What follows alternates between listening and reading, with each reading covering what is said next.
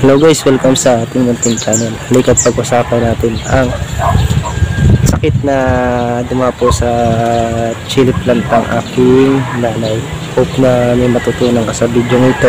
Sana tapusin mo ang video ito hanggang sa dulo.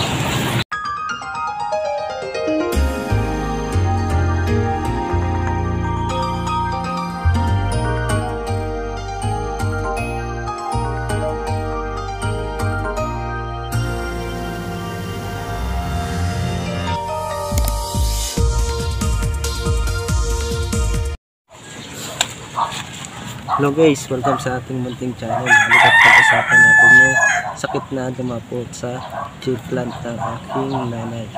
So guys, ang sakit po na dumapo sa ating chili plant ng aking nanay is tinatawag na powdery mildew.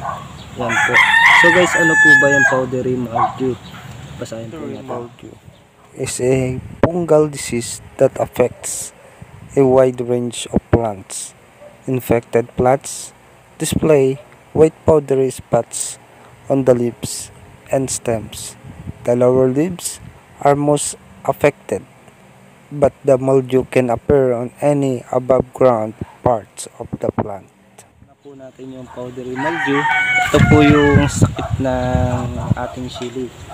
Madalas po umaano to sa chili plant, sa lahat ng variety ng chili plant, at maging sa squash. Sa squash naman guys is tinatawag na downy mildew. Bali may sakit na rin po yung ating squash na downy mildew. Bali papakita ko na po sa inyo pagkatapos ito. So guys, ang nagiging epekto po nitong ating sakit na pong nangyayari dito is pinapahina niya po yung production rate o fruit production rate na ating chili o ang ating halaman. Guys, so guys, kung nakikita nyo, may bulaklak pa tong ating chili plant or chili plant ng aking nanay. Malaki pa po yung kanyang Taiwan na chili. So guys, kung nakikita nyo guys, is hindi naman po nag-ano na-apektuhan yung ating yung ating ugat dito sa dahil po ito guys is kinamitan ng biochar, at yung biochar po is repellent po yan ng fungus. Yan. So guys, yung powdery mildew is isa po siyang uri ng fungus. Bali po pag infected po yung isang lugar, tinatangay po siya ng hangin papunta po dito sa ating surroundings, at yung spores po nito is kumakapit sa dahon na siya po nagkakaroon ng manifestation. Yan. Ito nyo guys. So guys, ito po yung epekto ng fungus na yan. Kakaroon po ng pagkasira ng ating halaman. Yan. Pag hindi na po siya commercial sa commercial, din ako sa bibili sa commercial dahil ganito na petsura niya. Siya na po siyang panat. Yan. So guys, pag-usapan naman po natin yung downy mildew. So guys, yung downy mildew is ito po siya sa ating kalabasa rin po ng nanay ko po. Nanay ko po kasi nagtanim ito, baka sabihin inaangkin ko. Yan. Ito po yung patsi-patsi sa dahon. Pwede pakita ko na po sa inyo yung kanyang patsi-patsi. Okay, yan. Yan. So guys, kahit magkakadikit po sila is hindi naman po na-apektuhan yung iba nating chili plant. Yan, malaki pa na po siyang bunga. Ito po itong ating chili plant guys, hindi na po na-apektuhan.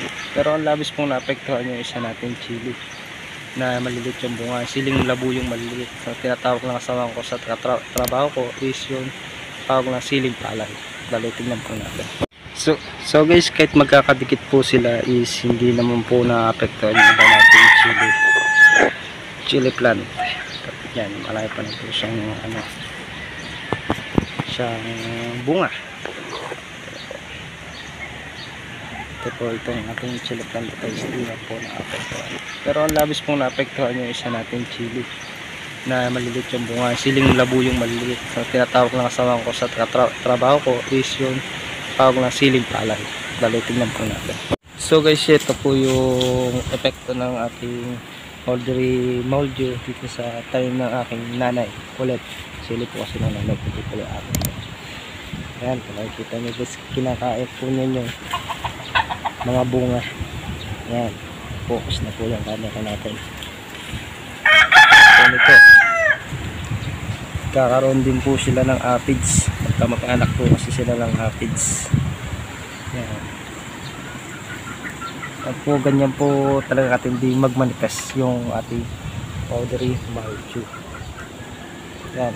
Ito naman po yung ating bell pepper na nasa paso na ginamitan natin ng biochar is hindi naman po naapektuhan. Sa uulitin ko po guys na yung ating biochar is effective po na panlaban dito sa ating fungus para hindi po kainin yung ating mga ugat ng ating mga halaman. Ito guys is may bulaklak pa rin. Ayun guys, maliit pa lang po siya at may bulaklak pa rin po siya. So guys, hanggang dito na lang po ako. Hope na may natutunan ka sa video ito. Like and subscribe na lang din po sa ating channel. At pahabol na lang din po ay sa next video natin is gagamit po ako ng Pat Daddy. Kung yata ang tawag sa fungicide na yun. Bali yun po is organic fungicide na hindi ko pa po testing. Bali yun po is i-review po natin in next video para po meron po kayong idea about sa commercial organic fungicide pesticide. Yeah. So like and subscribe na lang din sa channel ko. Like nyo rin yung aking Facebook page dahil doon ako nag-upload na future videos and photos na hindi natin i-upload sa YouTube. So guys, hanggang dito na lang po ako and happy planting.